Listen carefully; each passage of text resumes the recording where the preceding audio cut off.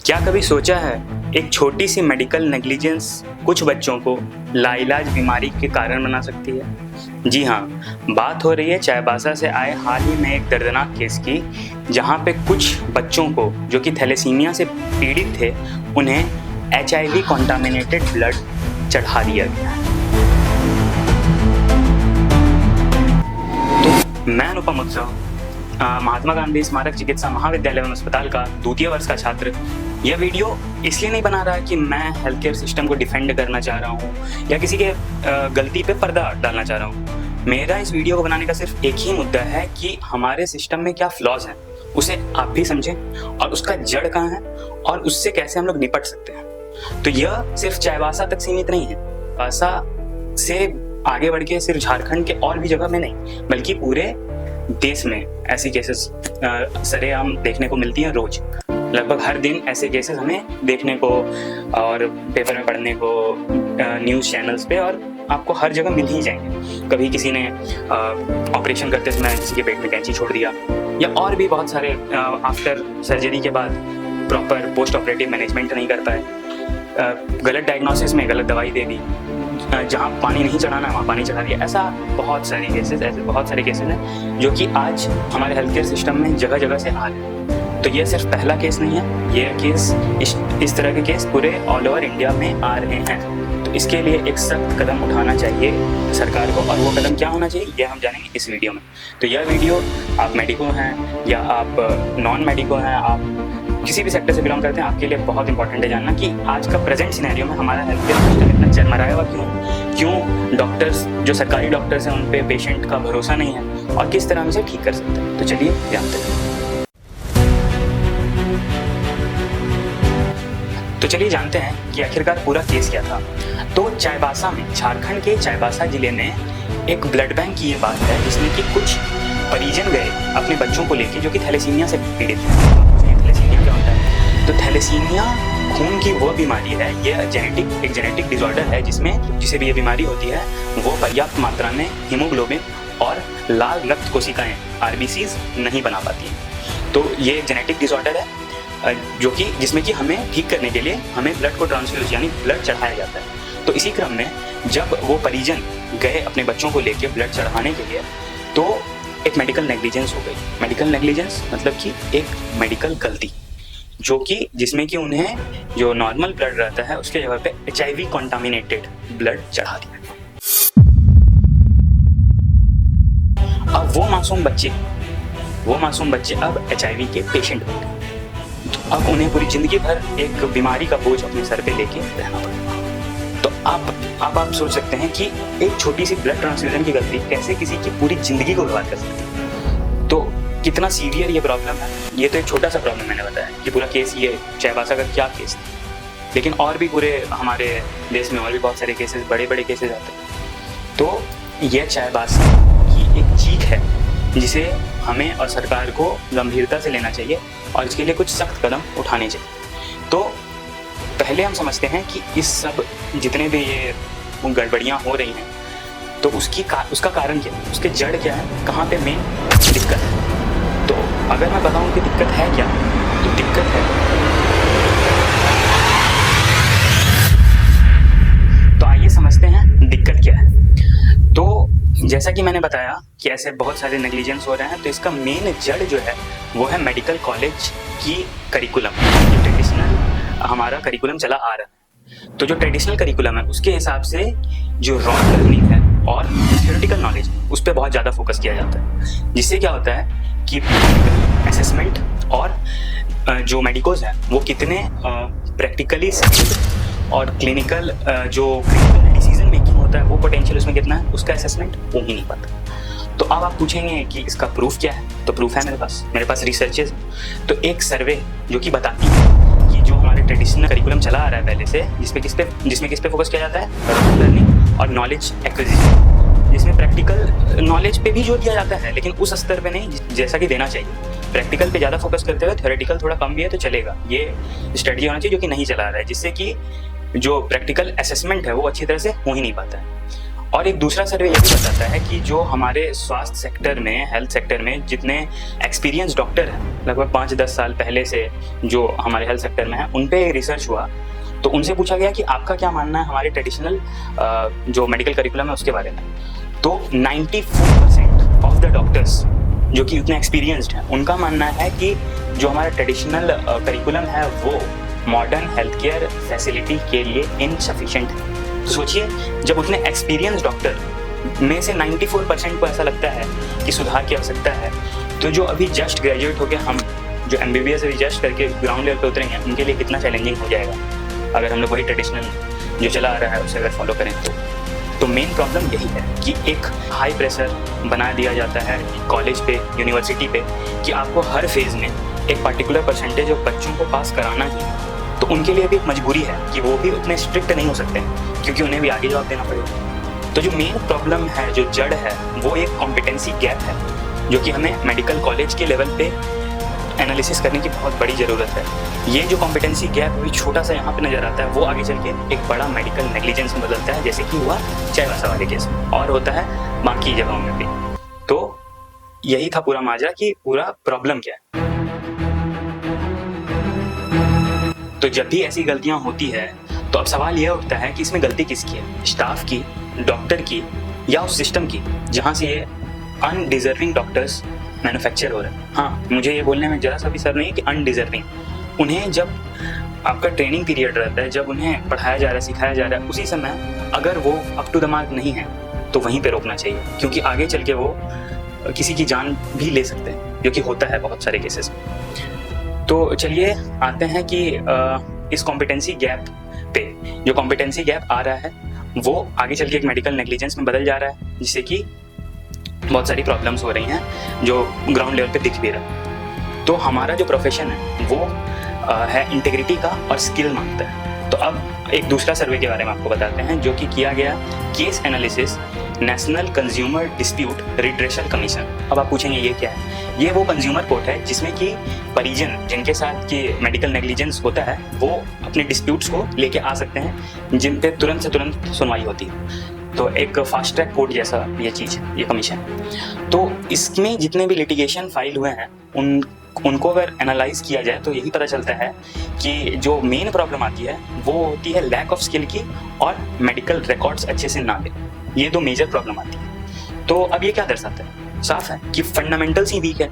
उन्हें practically skilled बनाने पे ध्यान दिया ही नहीं गया, बल्कि theoretical rote learning, MCQ solving, बस इतने पे ही बेस रखा गया, जबकि उन्हें प्रॉपर प्रैक्टिकल नॉलेज देने के साथ साथ उसका अच्छा असेसमेंट भी होना जरूरी था। तो यही है पूरा प्रॉब्लम, यही है पूरी समस्या। तो चलिए जानते हैं इसका सॉल्यूशन क्या है।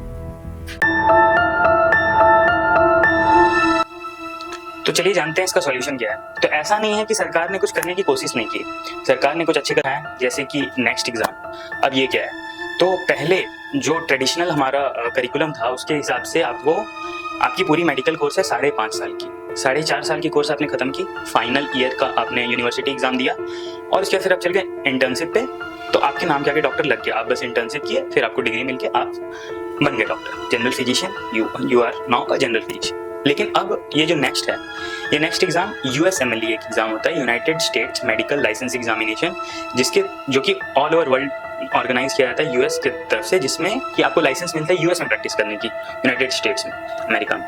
तो उसी के पैटर्न को बहुत हद तक देखते हुए और उसी से रिलेट करते हुए हमारी गवर्नमेंट ने अच्छा काम किया है कि वो नेक्स्ट एग्जाम लाने जा रहे हैं, जो कि मैं 23 बैच से हूँ, तो मेरे आने वाले बैच 24 बैच से वो लागू हो गई है, ऐसा मतलब आया है नोटिस। अब वही है कि नोटिस तो आ जाते हैं, लेकिन वो लागू होके अच्छे से फंक्शनिंग कब हो इसका कोई गारंटी नहीं रहता।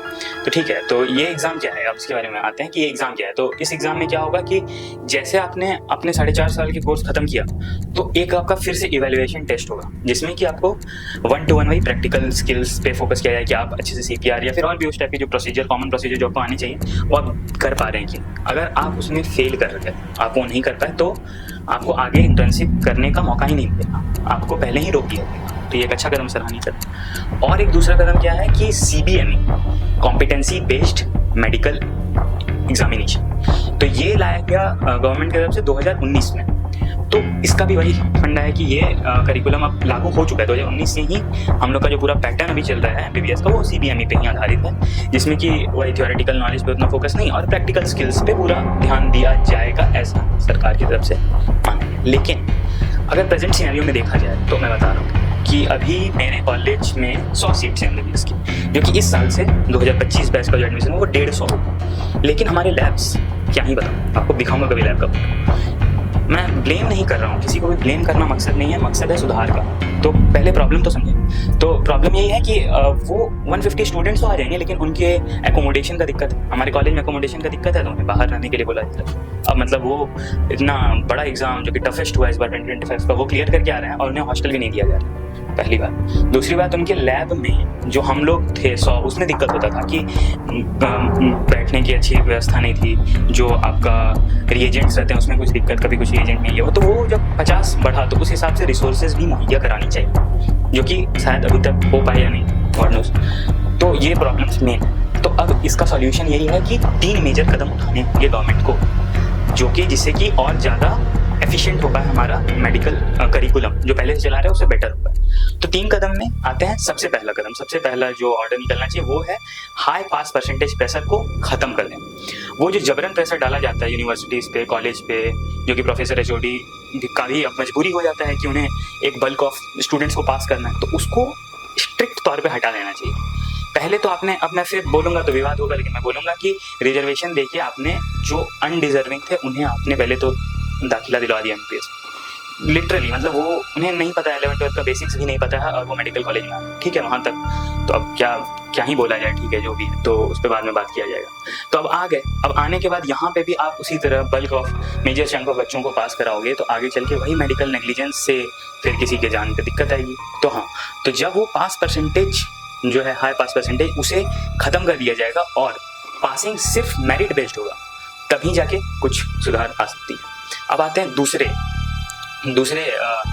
जो ऑर्डर लेना चाहिए वो है कि हमारा जो करिकुलम है जिसमें ऑस्की पे ज़्यादा फोकस होना चाहिए और जो प्रैक्टिकल स्किल्स है 1-to-1, जो हमारा थ्योरेटिकल पेपर है उस पर थोड़ा लीनियंसी देने के बाद जो प्रैक्टिकल है उसे 1-to-1 लेना चाहिए कि हमारे जो एग्जामिनर आते हैं एक्सटर्नल, उन्हें 1-to-1 प्रोसीजर करा के, आपको ज़्यादा समय लग रहा है तो आप टाइम एक्सटेंड कीजिए। जो 3 दिन का प्रैक्टिकल होता है उसे 5, 6, 7 जितने भी दिन हो वो लीजिए, लेकिन 1-to-1 कि वो अकेले डॉक्टर बनने वाला है, उसके साथ ही नहीं आएंगे उसके साथ इलाज करने। तो क्या वो कैपेबल है, इस बात को टेस्ट करने के लिए जो इवैल्यूएशन सिस्टम है उसमें चेंज आना चाहिए कि जिस लेवल पर अभी इवैल्यूएट किया जा रहा है कि जैसे मैंने भी अपना फर्स्ट ईयर यूनिवर्सिटी एग्जाम पास किया और अब मैं सेकंड ईयर हूँ, वो भी अभी कुछ दिन नहीं हमारे यूनिवर्सिटी एग्जाम है। तो मैं बताता हूँ आपको कि एग्जाम में होता क्या है। दो पेपर आपको देने होते हैं, एक थ्योरी, एक प्रैक्टिकल और वाइवा। तो जो थ्योरेटिकल पेपर होता है सबका मानना यही है, सीनियर्स टीचर्स हैं वो लोग भी आपको बोलेंगे थ्योरी पास करिए बाबू, प्रैक्टिकल में कुछ ज़्यादा दिक्कत नहीं होगा। क्यों, ऐसा क्यों? तो मेन जो प्रैक्टिकल पे ज़्यादा ध्यान देना चाहिए वहाँ नहीं दिया जा रहा है, जिससे कि यही लैग बढ़ते ही जा रहा है। तो क्या करना चाहिए कि प्रैक्टिकल को पूरे स्ट्रिक्टनेस के साथ लेना चाहिए और जो कैपेबल है सिर्फ उन्हीं को पास करना चाहिए, बाकी को रिपीट करके फिर से उसे सीखने के लिए प्रोत्साहित करना चाहिए।